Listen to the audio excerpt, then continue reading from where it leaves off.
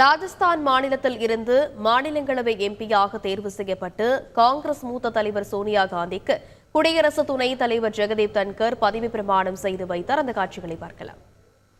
राजस्थान श्रीमती सोनिया गांधी।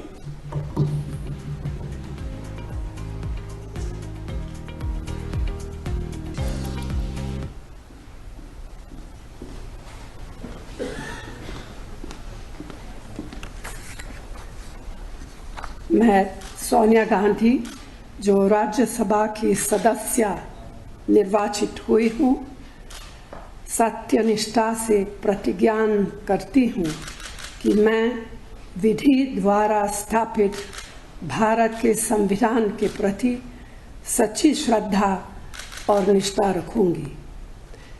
मैं भारत की प्रभुता और अखंडता अक्षुण्ण रखूँगी तथा जिस पद को मैं ग्रहण करने वाली हूँ उसके कर्तव्यों का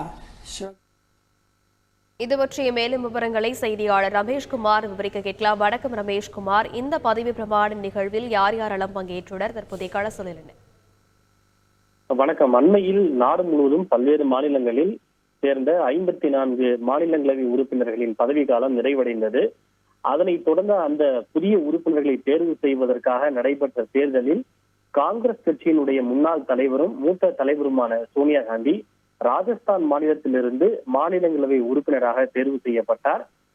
இந்த நிலையில் புதிய உறுப்பினராக தேர்வு செய்யப்பட்டுள்ள சோனியா காந்தி இன்று மாநிலங்களவை உறுப்பினராக பதவி ஏற்றுக் கொண்டிருக்கிறார்.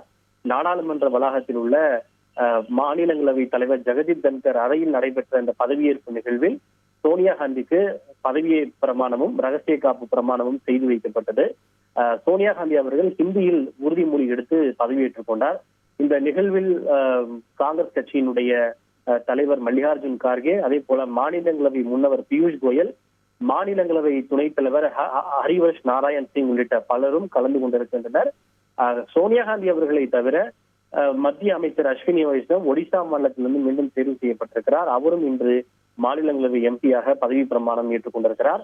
இவை தவிர காங்கிரஸ் எம்பிக்கள் அஜய் மாக்கேன், சையத் நசீர் ஹுசேன் உள்ளிட்ட சுமார் 12 எம்பிக்கள் இன்றைய தினம் மாநிலங்களவை உறுப்பினராக பதவியேற்றுக் கொண்டிருக்கின்றனர்.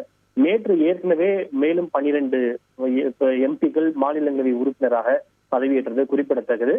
குறிப்பாக 2004ஆம் ஆண்டிலிருந்து தற்போது வரை சோனியா காந்தி அவர்கள் உத்தரப்பிரதேசத்தில் இருக்கக்கூடிய ராய்பரேலி தொகுதியில் போட்டியிட்டு மக்களவை தேர்தலில் தான் அவர் போட்டியிட்டு வெற்றி பெற்று வந்தார். ஆனால் முதன்முறையாக தற்போது மாநிலங்களவையில் இருந்து தேர்ந்தெடுக்கப்பட்டு அவர் மாநிலங்களவை எம்பியாக இனி செயல்பட இருப்பது குறிப்பிடத்தக்கது.